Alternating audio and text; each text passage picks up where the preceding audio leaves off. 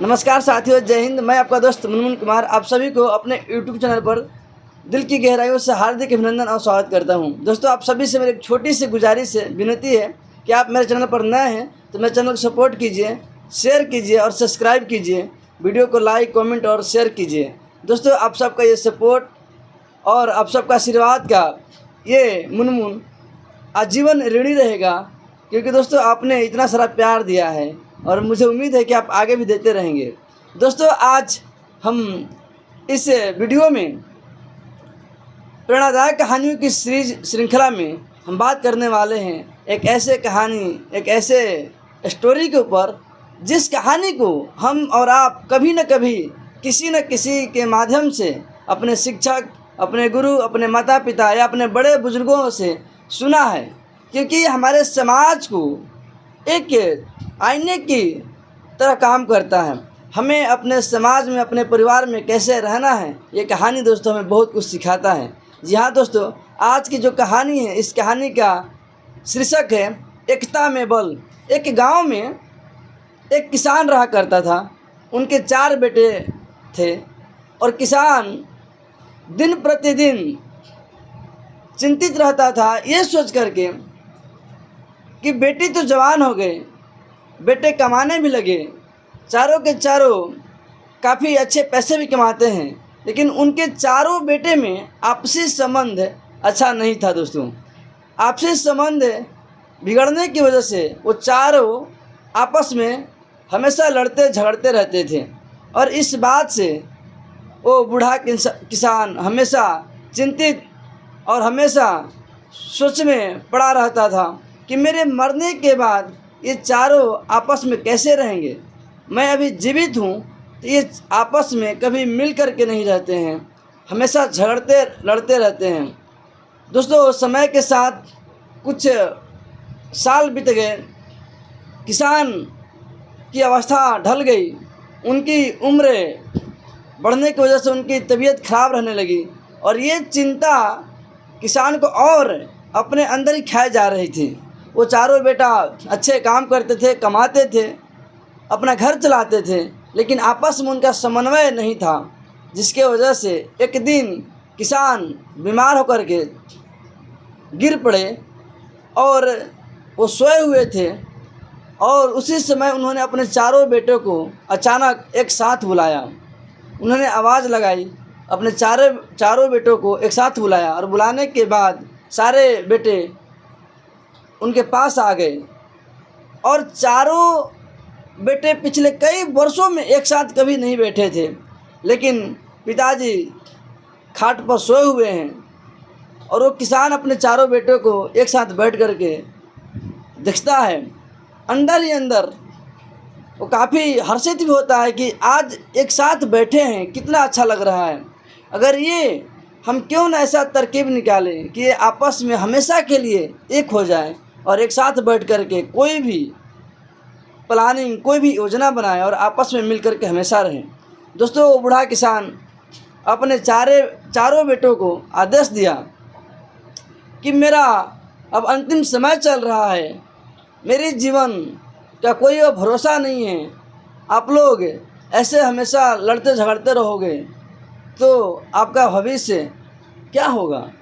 दोस्तों, किसान ने अपने जीवन का अनुभव से जो सीखा था, उस अनुभव का इस्तेमाल करने का तरकीब निकाला। उन्होंने अपने बेटे को आदेश दिया। सबसे पहले बड़े बेटे को उन्होंने आदेश दिया कि तुम जाओ और बाहर से कुछ लकड़ियाँ इकट्ठा करके लेकर के आओ।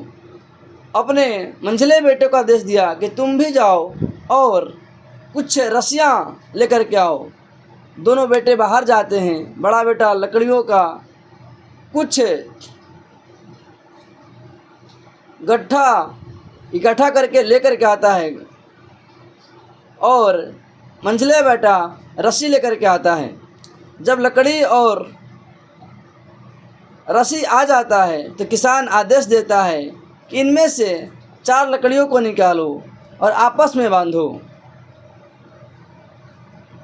अपने पिता के आदेशानुसार बड़ा बेटा 4 लकड़ियों को निकाल करके और उसे एक मजबूती के साथ रस्सी से बांधता है और 4 लकड़ियों का एक गट्ठा बनाता है। गट्ठा बनाने के बाद किसान बोलता है कि इसे कौन तोड़ेगा। बड़ा बेटा बोलता है इसे कोई भी तोड़ देगा, इसे तोड़ना कौन सी बड़ी बात है, ये तो आसान काम है। मंझला, तीसरा और चौथे नंबर का बेटा भी बोलता है मैं तो इसे आसानी से तोड़ दूंगा। लेकिन जब बारी आती है तोड़ने की तो किसान बोलता है कि चारों को मिलेगा बारी बारी से तोड़ने का। सबसे पहले बड़ा बेटा को देता है कि तुम अपनी पूरी ताकत के साथ इस लकड़ी के गट्ठे को तोड़ो। जितनी तुम्हारे अंदर ऊर्जा है, जितनी ताकत है, पूरी ताकत के साथ इस लकड़ी के गट्ठे को तोड़ो। लेकिन बड़ा बेटा के पूरी कोशिश के बावजूद वो लकड़ी नहीं टूटता है।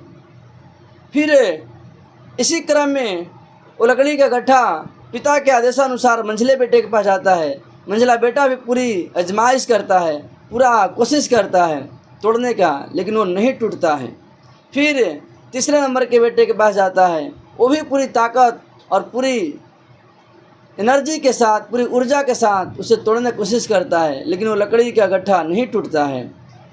छोटा वाला बेटा काफ़ी ताकतवर था, काफ़ी बलशाली था, उसे अपने आप में घमंड था कि हम इसे आसानी से तोड़ देंगे। लेकिन दोस्तों, छोटा वाला बेटा भी पूरी एनर्जी, पूरी ताकत, पूरी ऊर्जा के साथ तोड़ने की कोशिश करता है, लेकिन अंततः उससे भी वो लकड़ी का गट्ठा नहीं टूटता है। किसान चारों बेटों को देख करके मुस्कुराता है। जब खाट पर पड़े बूढ़े किसान को, बूढ़े बाप को देख करके मुस्कुराता देख ये चारों बेटे को समझ में नहीं आता है कि पिताजी क्यों मुस्कुरा रहे हैं। हम लोगों से ये टूटा नहीं, हम लोग हट्ठा कट्ठा नौजवान हैं, हमने पूरी कोशिश किया एक एक करके, लेकिन ये लकड़ी का गट्ठा टूटा नहीं और पिताजी मुस्कुरा रहे हैं। फिर पिता के आदेशानुसार उस लकड़ी के गट्ठे की रस्सी को खोल दिया गया, लकड़ी अलग अलग हो गई और उनमें से फिर किसान बोलता है कि इनमें से चारों एक एक लकड़ी उठा लो। चारों बेटा ने एक एक लकड़ी को उठाया और बोला कि एक एक करके बारी बारी से तोड़ना। बड़ा वाला बेटा उस लकड़ी के एक लकड़ी को आसानी से तोड़ देता है, फिर दूसरा वाला बेटा वो भी तोड़ देता है, तीसरे नंबर का बेटा वो भी उस लकड़ी को तोड़ देता है, छोटा वाला भी तोड़ देता है। पिताजी और मुस्कुराते हैं। उन चारों बेटों को कुछ समझ नहीं आता है। उस बूढ़ा किसान ने अपने बेटों से कहा कि हमने यही लकड़ी के साथ 2 एक्सपेरिमेंट किया, 2 तरकीबें निकाली, कुछ समझ में आया। बेटे अभी भी इस समझ से अनभिज्ञ थे। फिर पिता ने कहा कि जब ये लकड़ी आपस में बंधा हुआ था चारों, तो किसी ने इसे तोड़ने की तो दूर, किसी ने इसे हल्का सा क्रैक भी नहीं डाला। सब ने पूरी ताकत के साथ तोड़ने की कोशिश की, लेकिन टूटा नहीं। लेकिन लकड़ी जैसे ही अलग हुए, एक एक हुए, अब सब ने इसे आसानी से तोड़ दिया। मेरे प्यारे बच्चों, मैं आप सबसे यही समझाना चाह रहा हूँ, आप सबसे मैं यही कहना चाह रहा हूँ। पिछले कई वर्षों से मैं जब तक मेरे हाथ पैर चल रहे थे, मैं जब तक अपना काम कर रहा था, आप लोग आपस में लड़ते झगड़ते रहते थे, मैं काफ़ी व्यथित रहता था, मैं काफ़ी दुखी रहता था कि मेरे बेटे कब समझेंगे।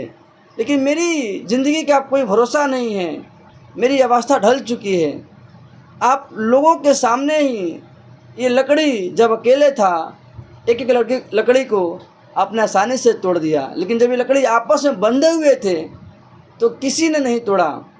मैं आप लोगों को इस लकड़ी के गट्ठे और एक एक लकड़ी के उदाहरण स्वरूप मैं ये बताना चाह रहा हूँ कि अगर आप लोग भी अकेले रहेंगे तो कोई भी परेशानी आपको आसानी से परेशान कर सकती है। आप अकेले अगर रहे तो समाज की कोई भी छोटी सी ताकत आपको हरा सकती है। लेकिन अगर आप चारों बेटे, आप चारों भाई आपस में मिल कर के रहे इस लकड़ी की तरह, तो मैं पूरे दावे के साथ कह सकता हूँ कि दुनिया की कोई ताकत आपको हरा नहीं सकती। जब पिता ने ये बातें बोली तो चारों भाई आपस में देखने लगे और भावुक हो गए। उन्होंने एक दूसरे से माफ़ी मांगा कि अब तक हम जो आपस में लड़ रहे थे, झगड़ रहे थे, पिता की ये बातों ने हमारी आंखें खोल दी। अब हम लोग चारों भाई आपस में एक होकर के रहेंगे, पूरी मजबूती के साथ किसी भी समस्या को दूर भगाएंगे, किसी भी समस्या से लड़ेंगे। और जब हम चारों एक होकर रहेंगे तो हमें कोई भी ताकत, समाज की कोई भी बुराई, कोई भी परेशानी हमें नहीं हरा सकती है, हम आसानी से जीत जाएंगे। दोस्तों, इस कहानी से हमें यही सीख मिलती है कि हम अपने परिवार, अपने भाइयों के साथ अगर मिल कर के रहें तो हम आसानी से कोई भी जंग जीत सकते हैं। अगर हम अकेले हुए तो यकीन मानो कि वक्त लगेगा, आप हार जाओगे। जय हिंद।